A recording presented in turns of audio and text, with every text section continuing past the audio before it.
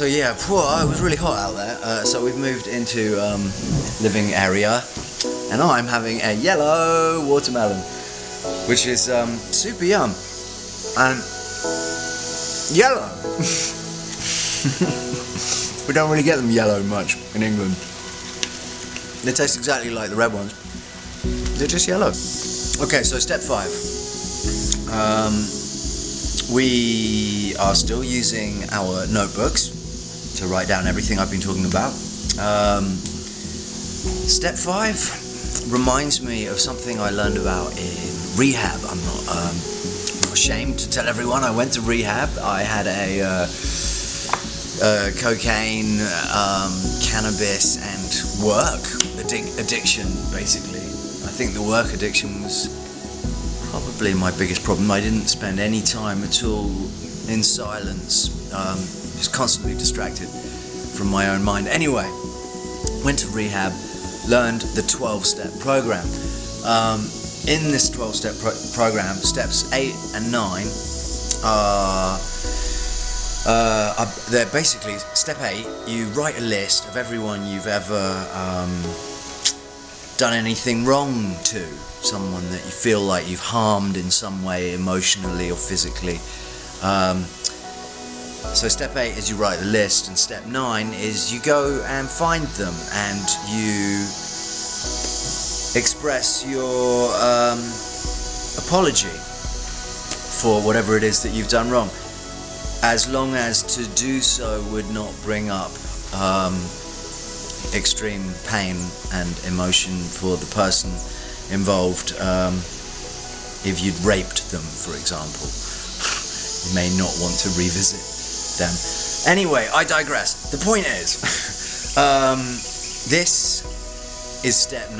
So what we're doing here is we're using our notepads to think about all the people that we have unresolved issues with and write down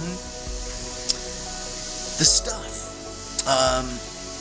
In the end, we want to get to the point where we're actually communicating with these people and going through these issues with them. They need to be resolved. If these people are big in your life, you've got to resolve the issues to get back to a happy ground with them.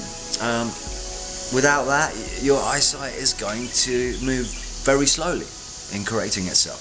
So think through all of your relationships, parents, children, friends, brothers, sisters, husbands, wives, ex-husbands, ex-wives, boyfriends, girlfriends, lovers, bosses, ex-bosses, co-workers, teachers.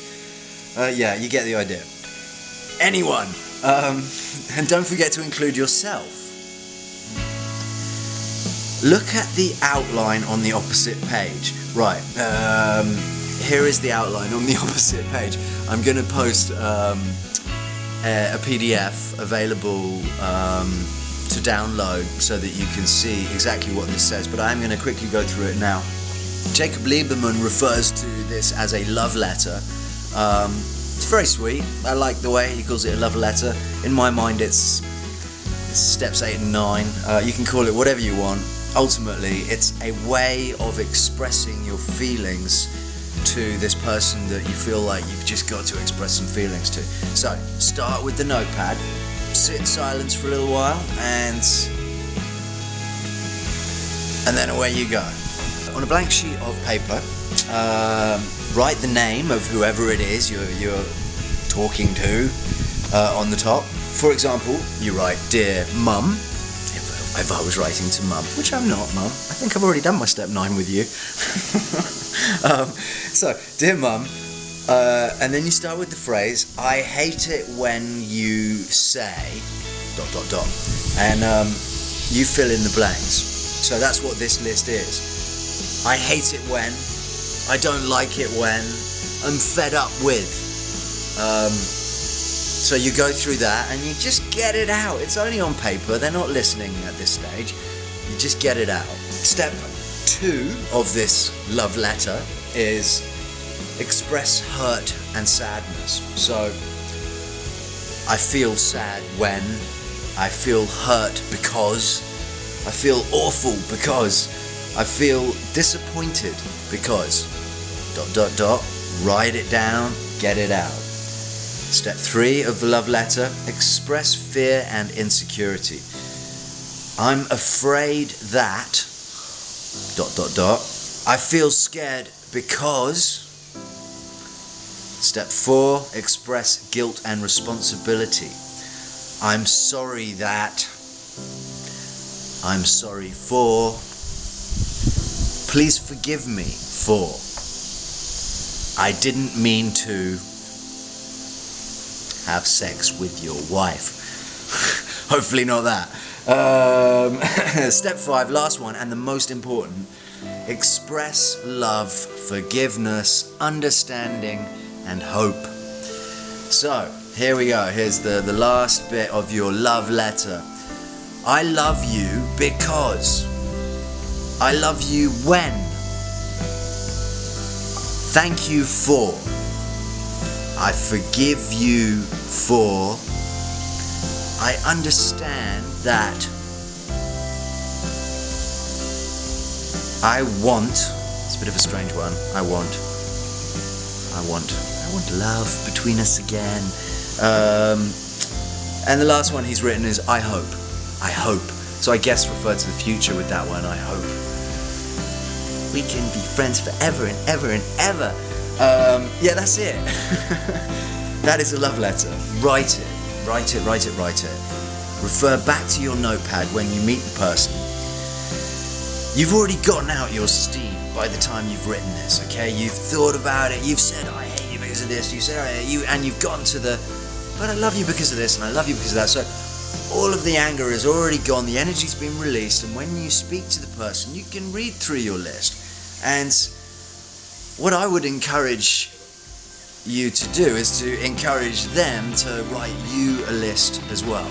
So you can both just clean the slate, you know, let it out, say the things that you've been meaning to say for 10 years, but always end with the step 5, I love you because.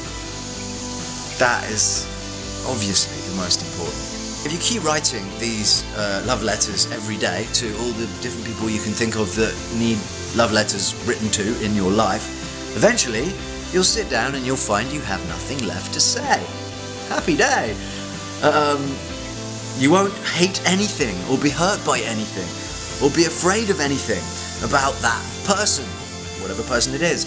All the unexpressed feelings will have been released from your system. And when the only thing left to say is, dear mum, whoever, I love you because, then you can consider yourself emotionally up to date in that relationship. And that's the last love letter that you need to write to that person. And if you like, you can then have a little ceremony and burn all of this love letter writing stuff.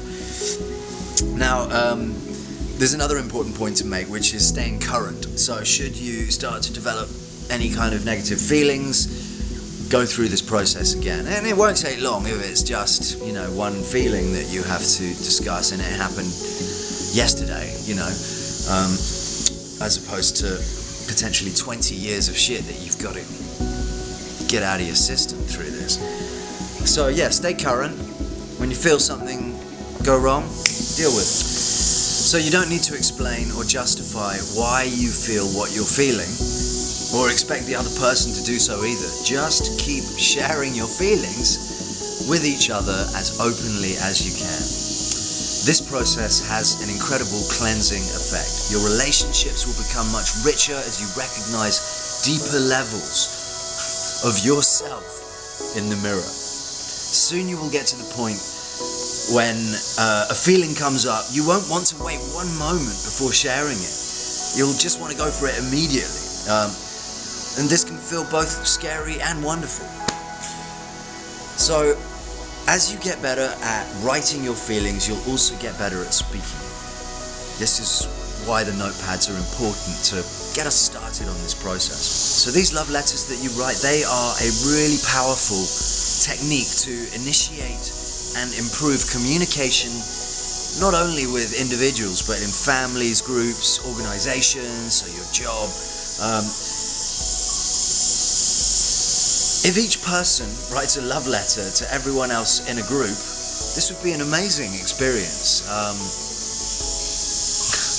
can't imagine too many situations in which that would actually happen, but I think it would be a really liberating experience. I certainly did something similar to that in rehab, where once a week we had to go round the circle discussing our concerns and affirmations relating to each individual. So I'm concerned about Sam because of this, but I love him because of that. You know, if we all did that with each other on a regular basis, imagine how clear our communication would start to become. Okay, so in the book, which I'm pretty much done reading from now, it goes on to talk about open living as a result of open thinking, open communication. As you remove your glasses and begin to express your feelings, the limits of your perceptive field will begin to vibrate a little bit. I love to use the word vibration because I've been learning about vibration a lot through the law of attraction, and it's curious to see this word in this particular book. After a while, the lock may come loose and a door may pop open and the memories and the feelings that you've been hiding for many years will begin to tumble out. At first you may just notice that you feel different. Then one day, when you aren't looking at it, you may suddenly get a fresh inkling or a new piece of the puzzle. Usually you won't have any idea what this means yet. And then he goes on to give an example of a story about a woman, one of his many clients. So I think I'm going to leave it there. That covers step 5. 5 basic steps that need to be done with your notepad, with the people around you, the people who are going to be around you for the next 60 days. Let's get through those 5 steps. I'm going to give you another week. And then we're going to start the exercises. And in this week as well, final point is get your eye tests done. I'm going to be going, I think tomorrow or the next day. But yes, get your eye test done either at home or with a professional. Look at what your vision is now, because in just a couple of months it's going to be a lot better. So thank you very much. See you soon.